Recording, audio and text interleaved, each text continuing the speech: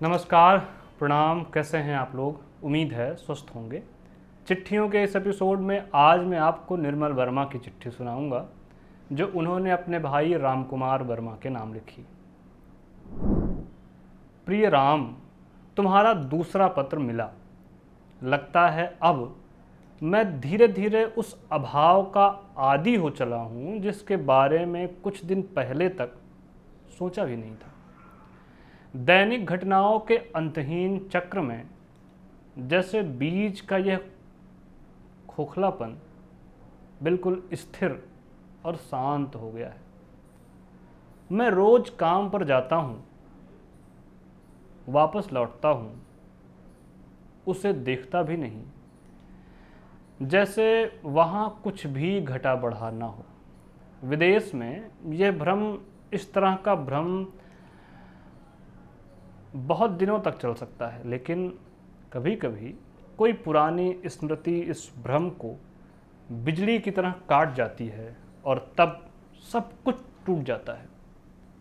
अपने पर किसी तरह का संयम नहीं रहता और तब मुझे यहाँ इस जगह उनके ना होने का दुख भी असहनीय लगता है, क्योंकि मेरे लिए वो उस क्षण से नहीं थी जब से मैंने घर छोड़ा था, और मैं सही मायनों में उनके ना होने की भयानकता को केवल उस क्षण पहचान पाऊंगा जब दोबारा घर लौटूंगा।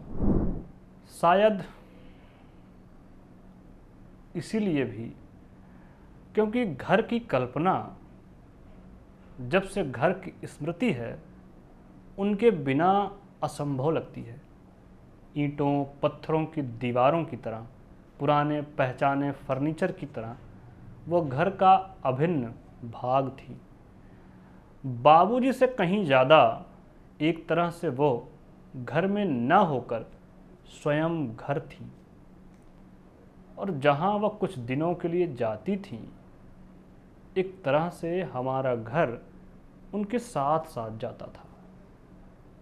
इसीलिए आज जब कोई कहता है आजकल माँ जी कानपुर में हैं या कैंटोनमेंट में हैं, तो चुपचाप यह भ्रम होता था कि उनके साथ हमारा घर कानपुर में है, कैंटोनमेंट में है। वो हम सब के बीच महज कड़ी नहीं थी, हमें एक दूसरे को जोड़ने के लिए वो उससे कहीं ज़्यादा थी, एक केंद्रीय बिंदु जिनके आसपास हम सब अपने अपने माल असबाब समेत घूमते थे। वो हमें जोड़ती नहीं थी, उनके रहते हम खुद ब खुद एक दूसरे के साथ जुड़े रहते थे। इसीलिए तुम्हारा पत्र मिलने के बाद अनुभव दुख का उतना नहीं जितना गहरे अकेलेपन का हुआ। जैसे किसी ने एक झटके से मुझे अकेले में बिल्कुल अलग धकेल दिया हो। शायद यह एक बहुत डरावने किस्म की पीड़ा है, जब आदमी चुप रहने के बावजूद ये महसूस करता है कि जाने वाला व्यक्ति अपने साथ उन खास शब्दों को भी हमेशा के लिए अपने साथ ले गया, जो केवल उनके साथ रहकर बने थे, और जो खुद हमारे भीतर मर गए हैं या कुछ अरसे बाद मर जाएंगे। मैं कभी कभी सोचता हूँ कि माँ जी की स्मृति हमारे लिए कभी भी पुराने अर्थों में स्मृति नहीं बन पाएगी, जैसे दूसरे व्यक्तियों की होती है। वो थी और आज नहीं है। इन दोनों के बीच अंतराल इतना गहरा जान पड़ता है कि कोई भी स्मृति इन दोनों छोरों को नहीं पाट सकती है। बीच के इन दिनों में कभी कभी एक पागल सी इच्छा होती थी, मैं एकदम घर लौट आऊं वापस, जैसे महज घर लौट आने से ही कुछ कर सकूंगा। जैसे लौटने के फिजिकल एक्ट में ही मैं अपनी घबराहट से छुटकारा पा सकूंगा, जैसे महज अजनबी कमरे में बैठे बैठे उन्हें याद करना असंभव हो, असहाय हो।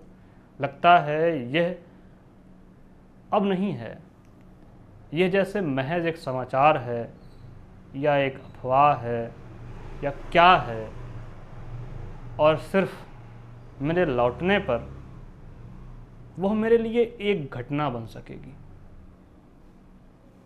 वो अब कभी पुतुल को नहीं देखेंगी। यह ख्याल बार बार आता है। पुतुल को साथ लाने की जो आकांक्षा थी वो काफ़ी मध्यम पड़ गई है।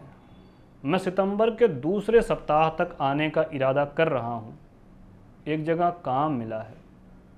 सितंबर तक इतना रुपया जुटा सकूंगा कि टिकट खरीदना संभव हो सकेगा। सितंबर को एक चार्टर्ड प्लेन जा रहा है जिसमें टिकट काफ़ी सस्ता मिलने की आशा है। आता हूँ। पत्र देना, तुम्हारा निर्मल।